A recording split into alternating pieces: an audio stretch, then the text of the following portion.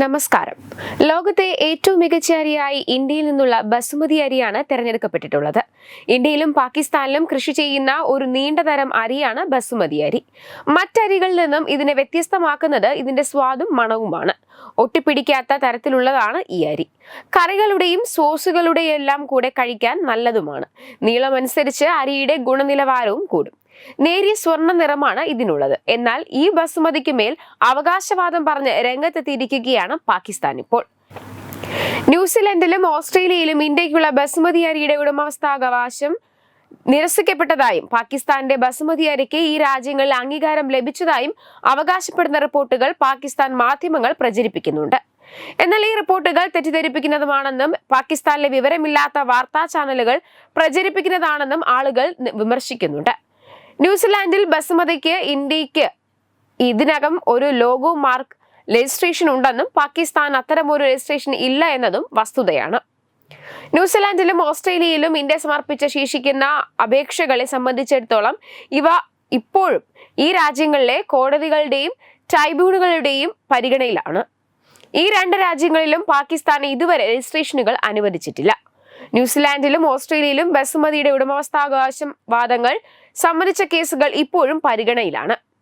ന്യൂസിലാൻഡിൽ ഇന്ത്യക്ക് 2028 ഓഗസ്റ്റ് 28 വരെ സാധ്യതയുള്ള ഒരു ലോഗോ മാർക്ക് രജിസ്ട്രേഷൻ ഉണ്ട്. മറുവശത്ത് പാകിസ്ഥാന് ന്യൂസിലാൻഡിൽ അത്തരമൊരു രജിസ്ട്രേഷൻ ഇല്ല. ബസുമതി എന്ന പേരിന്മേലുള്ള പാകിസ്ഥാന്റെ അവകാശവാദത്തെക്കുറിച്ച് ഈ മാസം ന്യൂസിലാൻഡ് ഹൈക്കോടതിയിൽ ഒരു വാദം കേൾക്കാൻ തീരുമാനിച്ചിട്ടുമുണ്ട്.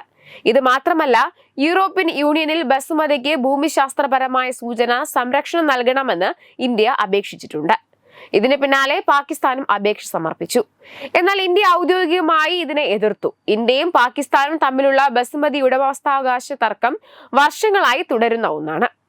2008 ഇരു രാജ്യങ്ങളും തമ്മിലുള്ള സംയുക്ത യോഗം ആദ്യം ഒരു സഹകരണ GI അപേക്ഷ നിർദ്ദേശിച്ചു. പാക്കിലെ 14 ജില്ലകളെയും ഇന്ത്യയിലെ 7 സംസ്ഥാനങ്ങളെയും ബസുമതി ഉൽപ്പാദിപ്പിക്കുന്ന പ്രദേശങ്ങളായി അംഗീകരിച്ചു. എന്നിരുന്നാലും ബന്ധങ്ങളിലെ വഷളായാൽ ഈ പദ്ധതി ഒരിക്കലും നടപ്പാക്കാനാകില്ല. അതേസമയം വാണിജ്യ മന്ത്രാലയത്തിന്റെ കണക്കനുസരിച്ച് 2024-25 ഏപ്രിൽ ജൂലൈ കാലയളവിൽ ഇന്ത്യയുടെ ബസ്മതി അരി കയറ്റുമതി 1.91 ദശലക്ഷം മെട്രിക് ടൺ ആയിരുന്നു. ഇതിൽ 19% കയറ്റുമതിയും ഇറാനിലേക്കായിരുന്നു. 2023-24 സാമ്പത്തിക വർഷത്തിൽ രാജ്യത്ത് നിന്ന് 5.24 മെട്രിക് ടൺ ബസ്മതി അരിയാണ് കയറ്റി അയച്ചത്. ഇതിൽ ഇറാനിലേക്കുള്ള കയറ്റുമതി 6-7 മെട്രിക് ടൺ ആയിരുന്നു. ആകെ കയറ്റുമതിയുടെ 13% വരും ഇത്. ലോകത്തിലെ ഏറ്റവും വലിയ അരി കയറ്റുമതിക്കാരാണ് ഇന്ത്യ. ആഗോള അരി വിപണിയുടെ 35% മുതൽ 40% വരെ നിയന്ത്രിക്കുന്നത് ഇന്ത്യയാണ്.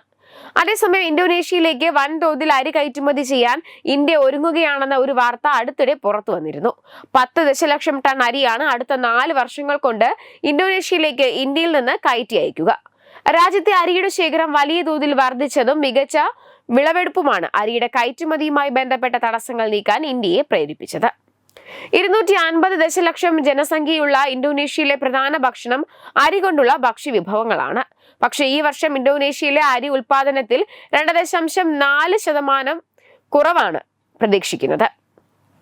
രാജ്യത്തെ ആകെ അരി ഉൽപാദനം 3-4 ദശലക്ഷം ടണ്ണായി കുറവാനാണ് സാധ്യത. 2023 മഴയുടെ ലഭ്യതയിൽ ഉണ്ടായ കുറവാണ് ഇന്തോനേഷ്യയിലെ അരി ഉൽപാദനത്തെ പ്രതികൂലമായി ബാധിച്ചത്.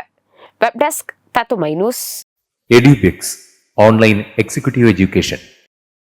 Focus physiotherapy centre Pattom. ഉന്നത് എഞ്ചിനീയറിംഗ് ഗുജറാത്ത്. തീർത്ഥയാത്ര.com